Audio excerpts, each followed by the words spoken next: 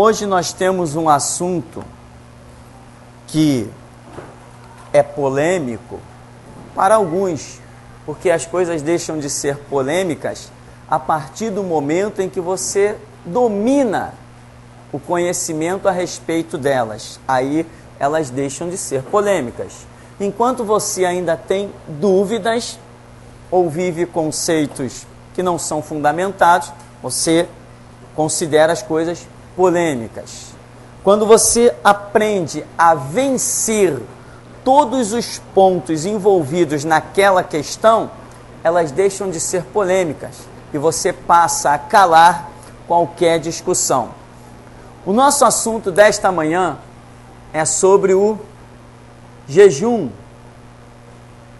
porque tem pessoas que acreditam que se não tomarem um copo de café pela manhã, vão estar mais fortes contra o reino do diabo. E é tanta gente jejuando e nós não vemos a vida das pessoas mudarem em nada. Mas nós vamos então abordar assim, não sei se todos ou pelo menos a grande parte dos detalhes que falam ou que levam as pessoas a discutir ou a crer sobre a questão do jejum. Não é um estudo que eu esteja trazendo como regra para a igreja. Não. Se é regra para a minha vida. Cada um anda na fé que alcançou. Não temos doutrina de jejum ou não jejum dentro da igreja. Aqui ministramos a palavra. E aquilo que concerne a vida pessoal de cada um será responsável diante de Deus. Amém? Então, porém, aquilo que concerne a administração da igreja, eu vou conduzir de acordo com aquilo que eu penso, eu acho. De início aí na nossa página 9 da apostila, nós vemos uma xerox. Essa xerox é nada mais, nada menos que a xerox de uma própria Bíblia. Temos aí o Testamento do Senhor Jesus, traduzido por João Ferreira de Almeida. Na segunda parte, é um texto de Mateus capítulo 17. E na outra, Marcos capítulo 9. Essas duas passagens que nós vamos ver em Mateus e em Marcos são as passagens que mais fundamentaram as pessoas para praticarem o jejum. E muitos têm ido parar no leito de hospital com aquilo que a falta da alimentação provoca, que é úlcera, gastrite e anemia. Pessoas já têm tido problemas sérios por causa desta prática de jejum. O jejum de 3 dias. Pessoas desmaiando dentro das igrejas. Aí quando foram socorrer, tiveram que ir até parar em médico. O resultado qual era? Fome, claro. Quando Deus criou o homem lá em Gênesis, não proclamou para este homem nenhum dia de jejum. Olhou e disse, olha, tudo vos será por mantimento. E Deus não separou nenhum dia de jejum para o homem. Pastor, tudo bem, mas aí Deus estava falando com o homem antes que ele pecasse. Tudo bem, depois que o homem pecou, também Deus não dá para Adão e Eva nem um dia de jejum. Então, nós precisamos aprender com muita calma, examinar a Escritura e não seguir conceitos tradicionais. Nada mais assassinou tantas vidas no mundo inteiro, senão a tradição. Tradição espírita, tradição católica, tradição evangélica. As vidas têm sido assassinadas por causa de tradição. Quando Jesus vem, ele tenta quebrar a tradição. Jesus e João Batista tentaram quebrar a tradição de Israel e não conseguiram. Eles tentaram dizer, olha, não presumais dizendo temos por pai Abraão. Isso era tradição. Quando os judeus disseram para Jesus, nós temos por pai Abraão. Jesus disse, não, vocês têm por pai o diabo. Jesus tentou de todas as formas quebrar a tradição. Não conseguiu. Não conseguiu. Tradição é algo que parece que faz parte das correntes sanguíneas. Então, meu irmão, se pois o Filho vos libertar, verdadeiramente sereis livres. Só existe uma forma de você se libertar. Conhecereis a verdade, e a verdade vos libertará. A verdade é o que te liberta. Mas verdade, Jesus está dizendo, conhecereis. Se você precisa conhecer, é algo que está fora de você e não dentro de você. É algo que você precisa receber o entendimento, receber a revelação. Então, seguindo aí de começo, na primeira parte, diz, lá onde eu marquei com uma setinha, tá. Conteúdo entre colchetes é matéria da tradução feita, matéria da tradução de Almeida, né? Que não se encontra no texto grego adotado. A letrinha está miudinha aqui, mas... Então é isso. Ou seja, aqui, antes de que comecem as narrativas ou a escritura propriamente dita, existe uma página que já está nos dizendo que os textos que vierem entre colchetes não fazem parte dos manuscritos encontrados para a própria versão bíblica. Ou seja, estes textos entre colchetes, o cidadão aqui da gráfica, o estudioso, etc., ele está dizendo que João Ferreira de Almeida incluiu esses textos com base nos textos que ele tinha. Só que os textos que ele tinha, ninguém mais achou em canto nenhum. Só ele tinha. E só ele mesmo. Eu vou provar aqui para você que só ele mesmo. Ou seja, eu entendo que quando o escritor, o dono da gráfica, sei lá, põe isso aqui, de Almeida introduziu esses textos entre colchetes, né? João Ferreira de Almeida não havia colocado entre colchetes, mas eles estão colocando entre colchetes porque eles não acharam nenhum manuscrito contendo esses textos. Mas em respeito à tradução já tão antiga de João Ferreira de Almeida, eles mantiveram o texto, mas colocaram entre colchetes e explicaram que não foram encontrados originais para embasar tal versão bíblica. Então, chegou-se à conclusão que os textos entre colchetes, esses comentários, foram notas, ou seja, observações feitas por João Ferreira de Almeida. Hoje você tem várias Bíblias com nota de rodapé, não tem? A mesma coisa teria acontecido com João Ferreira de Almeida.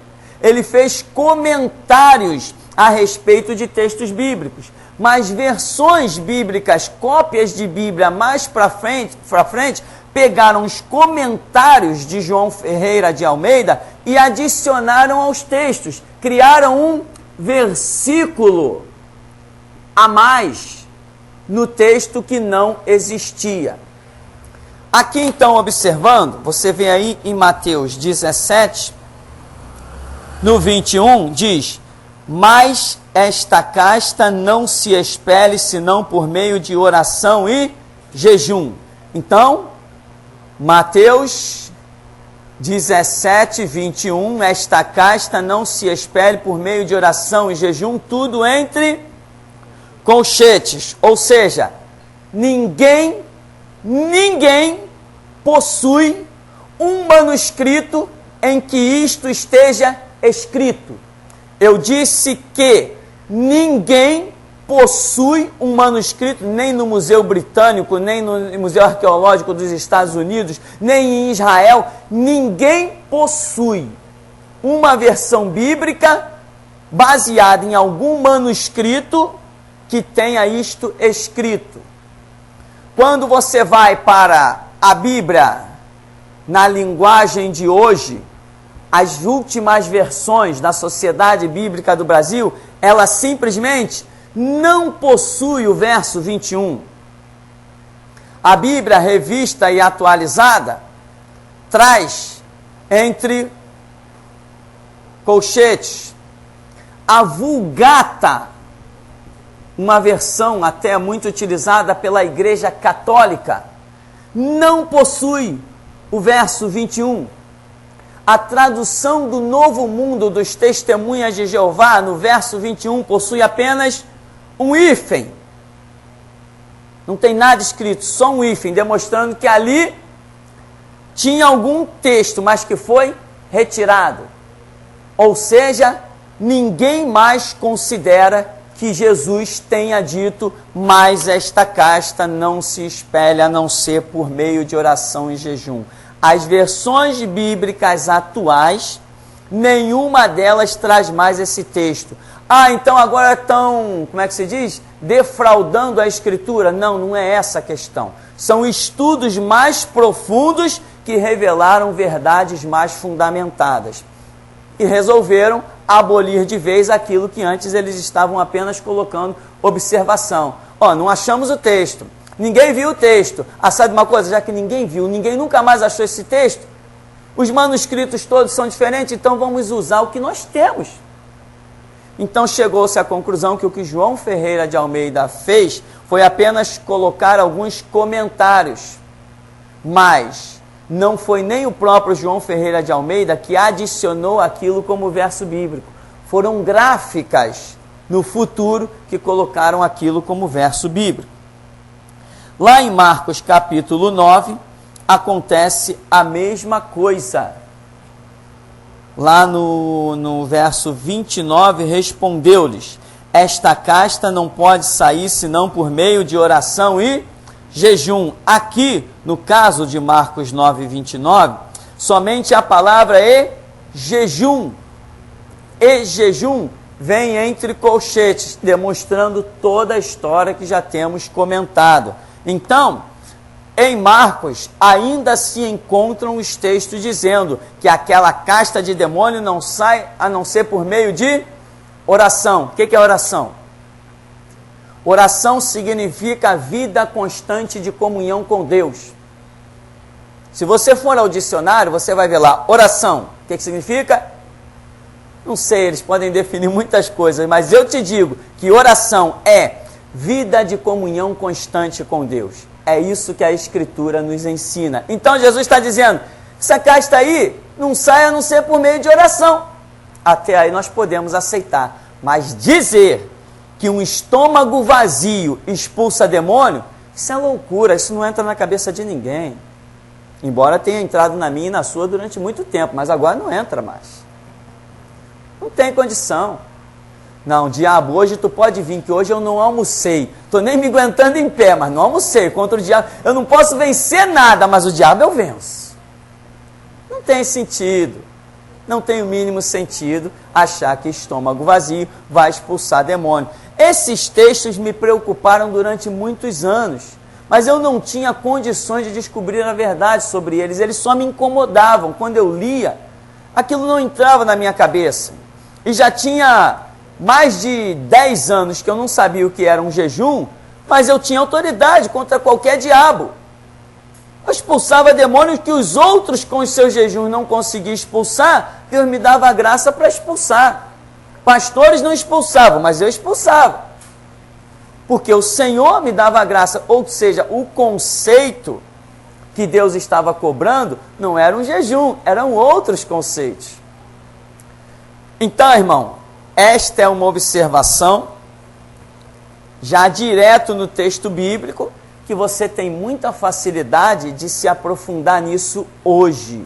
Hoje as versões bíblicas em CD-ROM e as versões bíblicas que estão por aí, os dicionários bíblicos, tudo isso hoje te permite chegar à conclusão óbvia do entendimento destas passagens que hoje estão entre colchetes. Então, não te detenhas, se aprofunde, que você vai chegar às suas conclusões.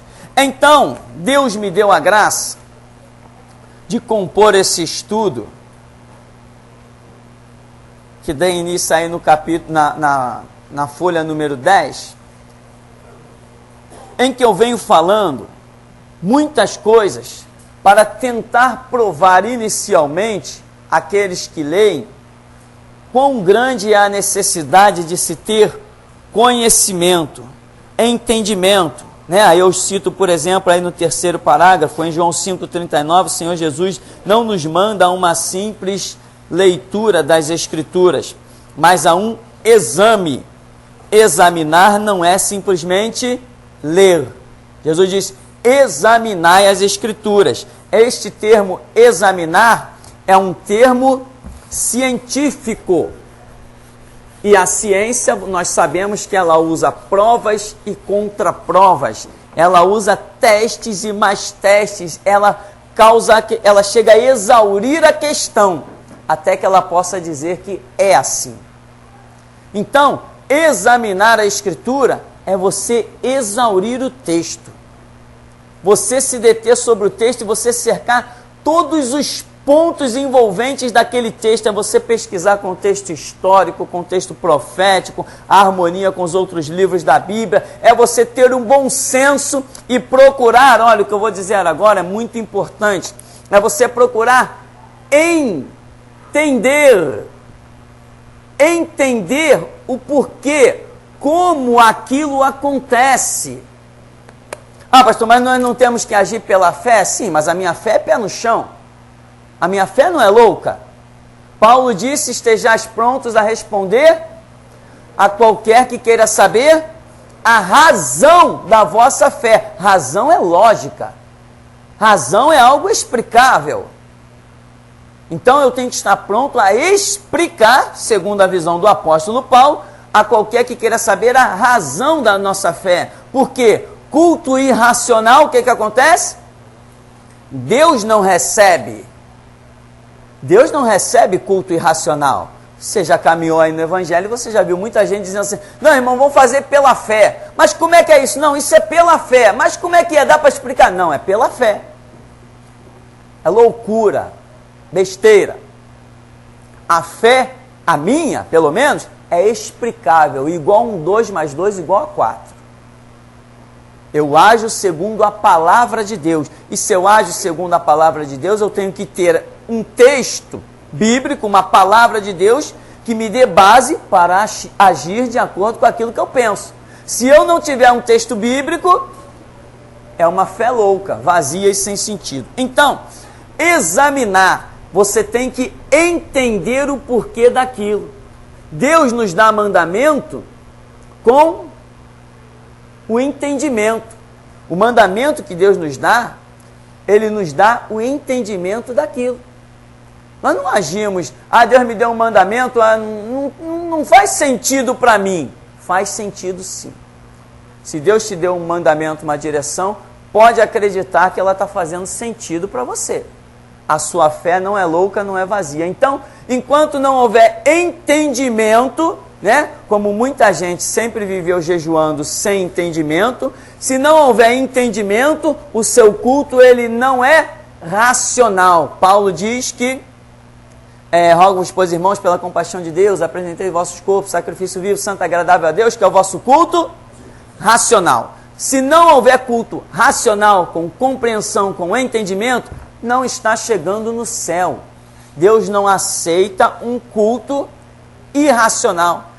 O Antigo Testamento está repleto desses exemplos, de pessoas que se prostraram diante de Jesus sem entender quem ele era e quiseram adorá-lo. Mesmo ele sendo digno de toda adoração, ele disse, não faças tal, adora a Deus, sendo ele próprio o Todo-Poderoso, porque ele não aceita culto irracional, sem compreensão, sem entendimento. Então, estude o texto. Enquanto não existir uma revelação, um entendimento, nada tem sentido, porque você vai ter que estar pronto a provar a qualquer que queira saber a razão da sua fé. Então, eu vou provando uma série de coisas, e lá na página 11, é que eu começo propriamente com a questão do jejum. E aí eu menciono, logo quando diz assim, vamos à questão do jejum. O primeiro erro, digo eu, constitui-se em que as pessoas declaram que Moisés jejuou 40 dias. A Bíblia diz que Moisés passou lá naquele monte 40 dias e 40 noites. Ele jejuou? Não. Impossível. Ah, mas Deus sustenta. Tá bem, então vai em frente. Mas não esquece de antes encomendar o velório, né, irmão? Porque a coisa é séria. Moisés jejuou? Não. Moisés não jejuou. Por que Moisés não jejuou? Deus chamou Moisés ao alto do monte Sinai.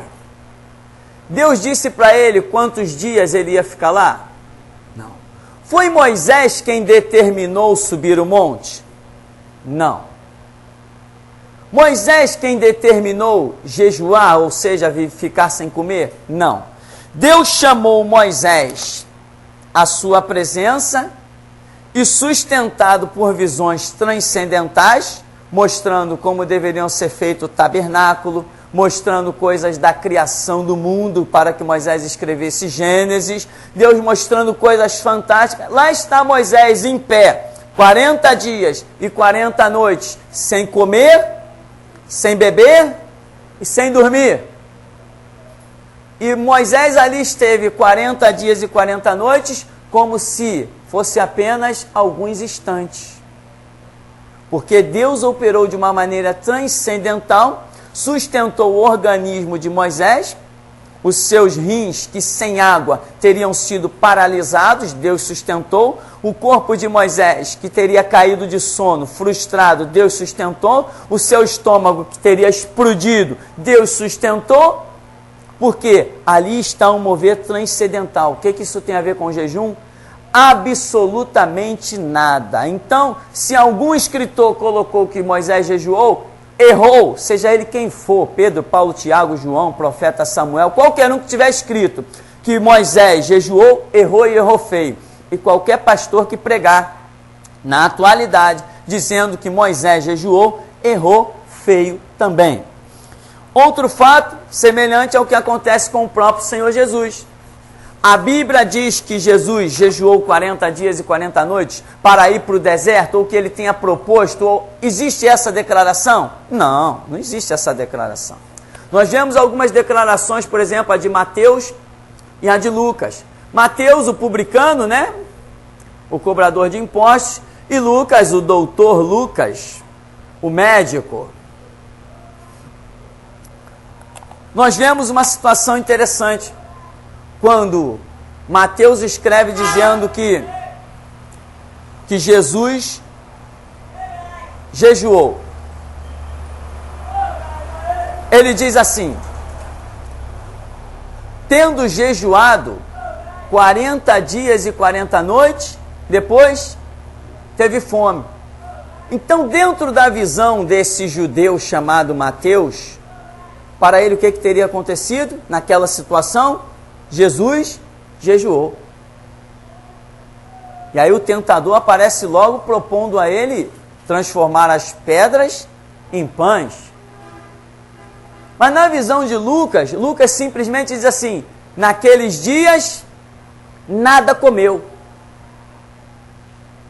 Ora, jejuar e nada comer tem diferença?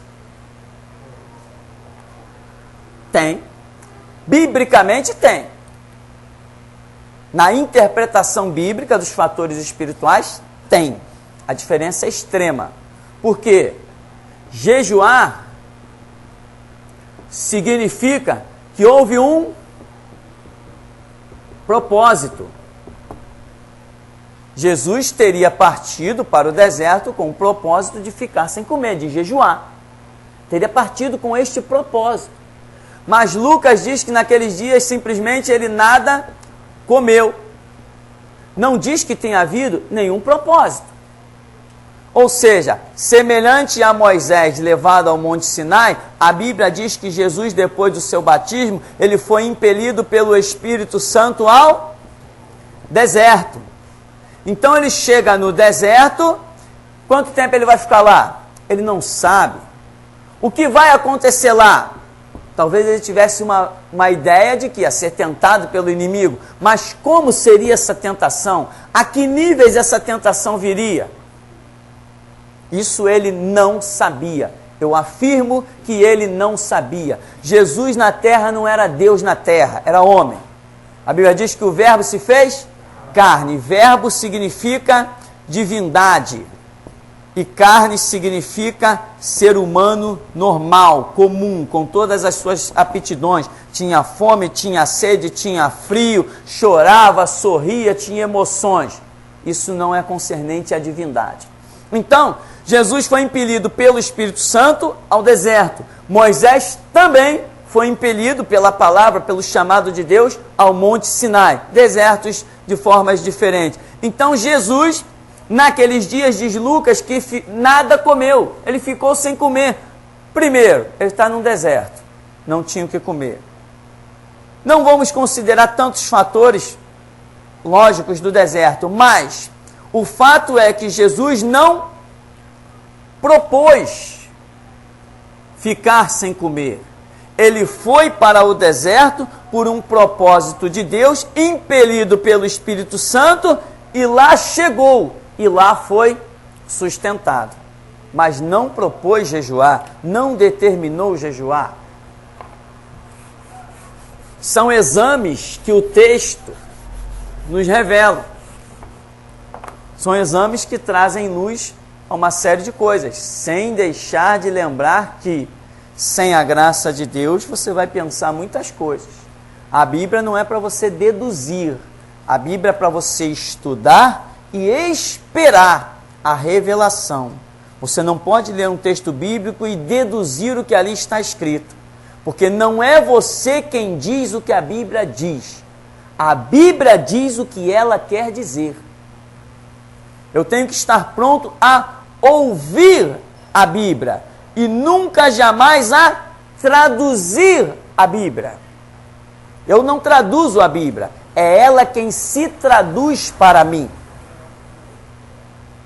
Eu não entendo de Bíblia, é a graça de Deus quem me revela e me dá um entendimento sobre a Bíblia. Então, por mais que eu estude, eu tenho que esperar a revelação. Nós temos que ser um povo que ande somente por revelação. Afinal de contas, somos ovelhas e Jesus é o pastor. Então, nós temos que andar somente pela direção dele. Então, tem ainda aí, na apostila da página 11, o item que diz, analisando fatos e dicionários concluímos. Aí você vai ver aí aquilo que eu estou comentando sobre jejum, a determinação, a diferença do que é uma pessoa propor jejuar e a diferença do que é alguém ficar sem comer, impelido por uma situação que simplesmente não lhe permite comer. O que Jesus ia comer 40 dias e 40 noites naquele deserto? O que Moisés ia comer 40 dias e 40 noites naquele Monte Sinai, que era um deserto também? Pedra pura, sem uma gota d'água. Agora, como estavam obedecendo uma direção de Deus, como estavam no centro da vontade de Deus, Deus poderia ter descido um anjo, como desceu para Elias, e com a força daquela comida caminhou 40 dias e 40 noites, sem comer, sem beber e sem dormir. Pelo que entendemos, Deus poderia ter descido um anjo para Moisés e descido um anjo para Jesus.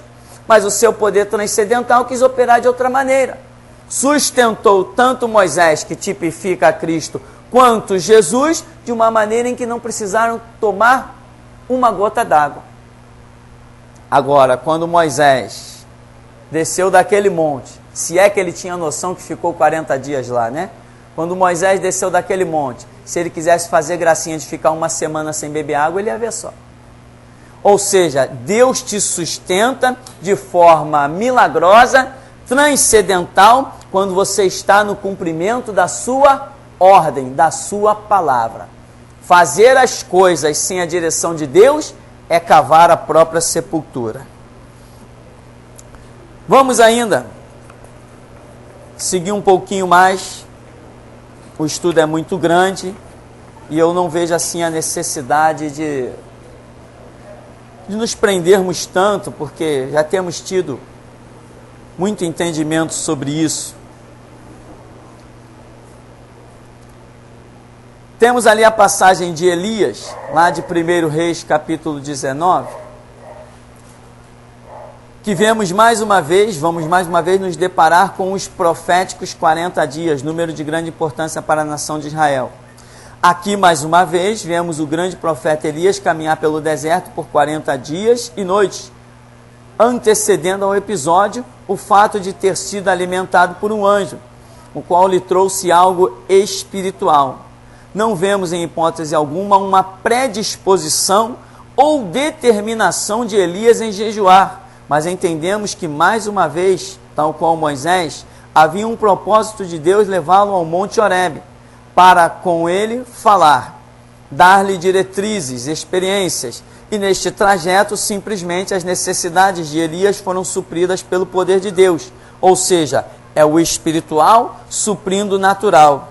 Nada impede os propósitos de Deus, né? Então, quando Jesus diz assim, ide de 2 em 2, não levai bolsa, não levai alforge, não levai 2 túnicas, porque digno é o obreiro do seu salário. Paulo diz, aquele que prega o evangelho, que viva do evangelho. Ou seja, se você serve a Deus, quem tem a obrigação de te sustentar é Deus. E Deus honra a palavra dele. Obreiro de Deus não mendiga pão. Obreiro de Deus não fica abandonado no meio do caminho. Agora, não te desvie da direção. Não desvia da direção, irmão. Ah, eu vou fazer. Não faz nada que Deus não mandou. Vai orar. Caminha oração. Nós vemos aí várias coisas que vão esclarecer a mente de muitas pessoas. E nós temos ainda mais um episódio que diz o profeta desconhecido. Lá de 1 Reis, capítulo 13. Você lembra da história do profeta desconhecido, né? Esse homem tinha uma ordem. Qual era a ordem que ele tinha? De entrar numa cidade, ali ele profetizaria, depois ele vai sair desta cidade. Primeiro ele vai por um caminho, mas ele tem que voltar por outro. A ordem de Deus foi não comer, não beber, não se deter naquele lugar por nada. Aí eu já vi pregadores estúpidos, porque às vezes as coisas são tão claras que eu fico até irado, porque cada pregação estúpida vai destruir milhares de vidas. Cada pregação errada vai destruir milhares de vidas. Claro que vai. Você vê as bestas, né? As 3 bestas da sociedade brasileira. Valdomiro Santiago, Edir Macedo, R.R. Soares. As 3 bestas da sociedade brasileira. Você vê essas bestas pregarem e o povo dá glória a Deus, o que vai ser daquele povo? Então, por isso, quando eu vejo algumas pregações estúpidas, eu fico irado. Graças a Deus pela internet, hoje nós estamos libertando muitos cativos. Então aqui, foi ordem de Deus para ele não comer naquela cidade. Eu pergunto, este profeta jejuou? Não, ele não propôs nenhum jejum. Então ele não jejuou. Foi ordem de Deus que ele não comesse naquele lugar. Qual era o contexto? Qual era o cenário? A cidade está debaixo de maldição. Deus está falando que vai levantar homens até para sacrificar ossos humanos no altar. A coisa é horripilante, é extremo, é fora do comum o que Deus está abominando naquele lugar. Então Deus está dizendo para ele, não come, não bebe, vai por um caminho e vem pelo outro. Deus tem os seus propósitos. E ele vacilou. Ele comeu dentro daquela cidade, bebeu coisas que para Deus eram consideradas malditas. Ele transgrediu a palavra de Deus, então morreu, o leão o matou. Mas eu pergunto, como muitos pregadores já disseram, né? Tá vendo? O homem estava cheio de poder. Por quê? Porque não estava em jejum. Não estava em jejum. Ele estava cumprindo uma ordem de Deus, de não comer nem beber naquele lugar. Tanto que quando ele come e bebe, ele morre. Se ele não come nem bebe, ele viveria. Como comeu e bebeu, morreu. Direção de Deus. O que nos sustenta não é a comida nem a bebida, é a direção de Deus. Amém? Então é isso que nós estamos vendo. Agora, para encerrarmos esse contexto de jejum, existe um jejum? Sim, existe um jejum. Que jejum é este? Primeiro de Isaías 58, né? É maravilhoso, né? O de Isaías 58 é maravilhoso. Até naquelas igrejas mortas por onde nós passamos, dizia assim: ó, irmão, vamos fazer um jejum de palavra. Está discutindo muito? Está brigando muito? Faz um jejum de palavra. Economiza as tuas palavras e tal. Era até uma coisa interessante, né? Porque tem gente que para falar é abençoado demais, né? Então, meu irmão, Isaías 58, o jejum proposto ali é conduta. Não é isso? O jejum proposto em Isaías 58 é conduta de ser humano, relacionamento em sociedade, não é abstenção de alimento. Deus até critica a nação. Existia um jejum? Existia.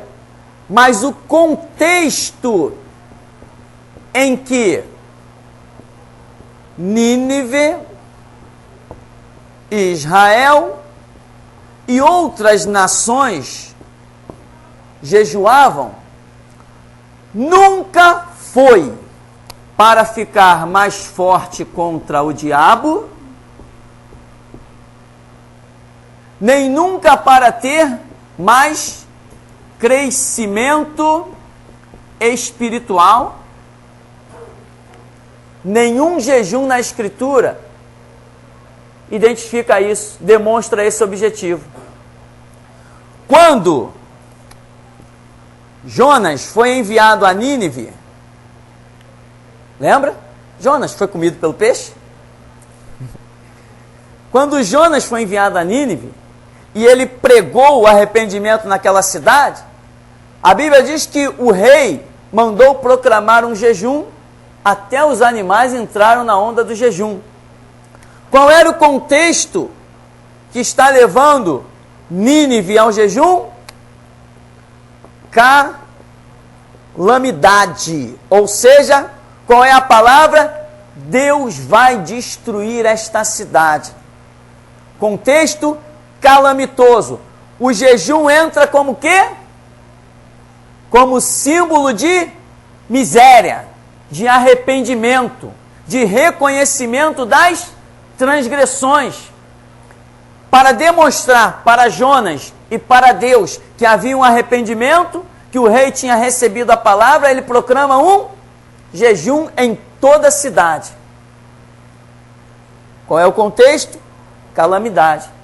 Constantemente em Israel era proclamado jejum, quando Deus dizia: vou punir, vou mandar o inimigo, vou mandar o pulgão, o gafanhoto, a lacusta para destruir as vossas lavouras, vou secar as vossas fontes de água, vou cerrar os céus para que não dê chuva. Aí a nação de Israel jejuava, porque Deus demonstrava que ia trazer uma calamidade. Em todo tempo, você vê o povo de Israel, através do jejum, reconhecendo que a sua preeminência é a calamidade. Então eles jejuavam por isto. Agora, eu te desafio, encontra na Escritura, embora o povo de Israel e outros povos jejuassem constantemente, dentro do contexto de calamidade, eu quero que você me diga um texto bíblico cujo contexto seja Deus mandando o povo jejuar.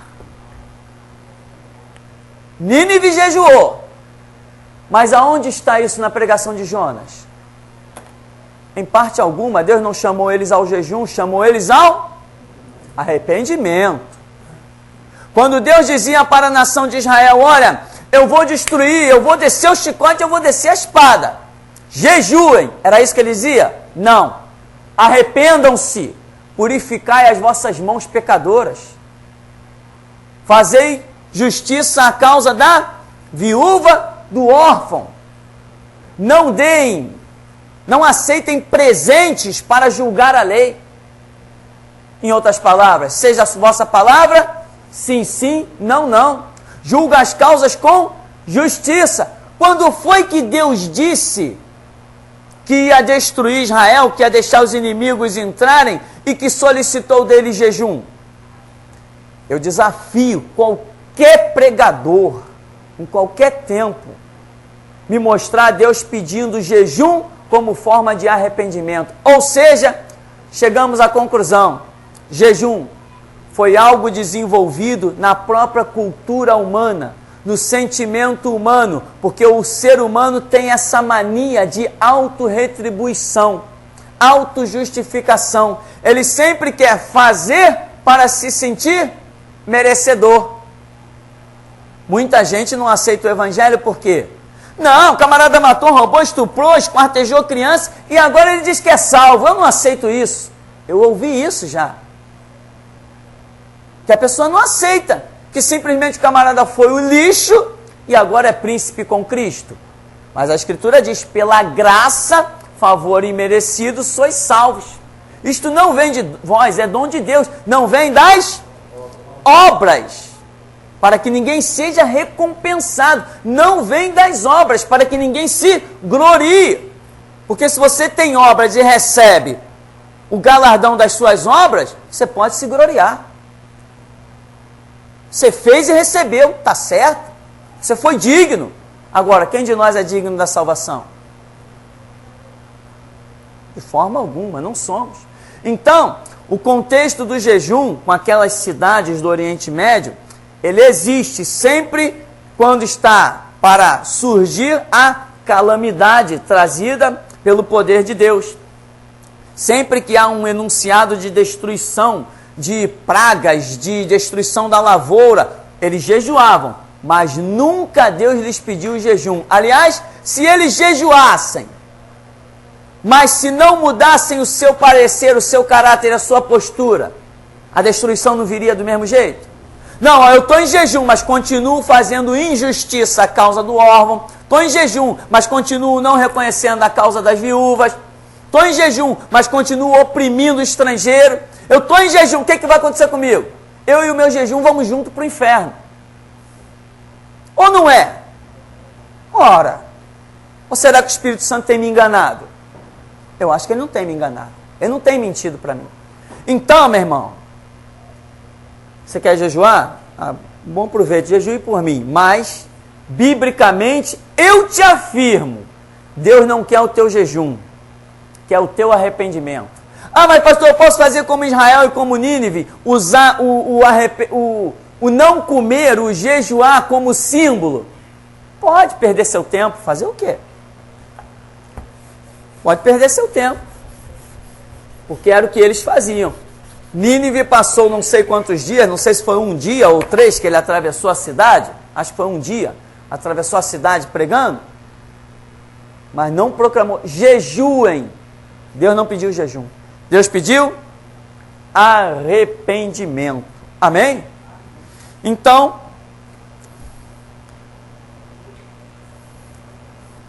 bom, nós temos aí na página 13, nós vamos dar uma paradinha já, só comentar isso aqui. Na página 13 diz alguns pontos de vista, como de Mateus 17, daquilo que já comentamos no princípio, em que Jesus enfatiza, né, quando os discípulos não expulsaram a casta de demônio,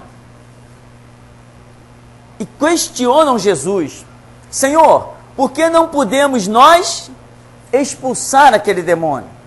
Aí o que Jesus dá como contrapartida na resposta? o que mais é enfatizado pelas muitas passagens bíblicas que aí são mencionadas, você vai ver que Jesus chega ao ponto de dizer assim: ó geração incrédula. Geração incrédula é aquele que teve resistência para com o exercício da fé. Ora, mas se a questão era o jejum, não tem nada a ver com fé. Então nós vemos aí no próprio texto, se nós formos considerar o verso 21, que já vimos que não se encontra em canto nenhum das escrituras dos manuscritos, se nós considerarmos aquele verso 21, nós vamos ter no próprio texto um choque. Porque o que Jesus enfatiza realmente e redundantemente em Mateus, em Marcos e em Lucas é a falta de fé. Ele diz: ó geração incrédula, até quando vos sofrerei, até quando estarei convosco? Trazei aqui o menino. Aí vai e expulsa o menino, expulsa o demônio do menino. Lá em Lucas também tem os enfoques que aí estão colocados. E enfim, o que eu vejo que faltou ali, realmente, foi oração e fé, e não jejum. Na página 14 continua a questão, e para concluirmos, só para encerrarmos, um ponto de vista que eu acho interessante, que está na página 15, que diz que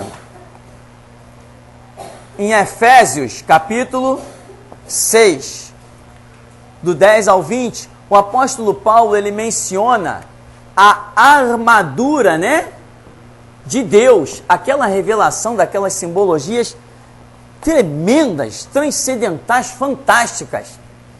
E Paulo está descrevendo uma armadura em que não falta nada, ele vai revestindo o cidadão do alto da cabeça até a planta dos pés. E quando ele termina, ele diz assim: orando em todo tempo. Em nenhum momento da armadura de Deus, Paulo menciona o jejum. Em nenhum momento. Outra coisa, homens que foram tão importantes como Pedro, Paulo, Tiago, João, que esses que eu estou mencionando, que escreveram algumas coisas para os irmãos da igreja, quando foi que eles mencionaram para a igreja entrar em algum tipo de jejum?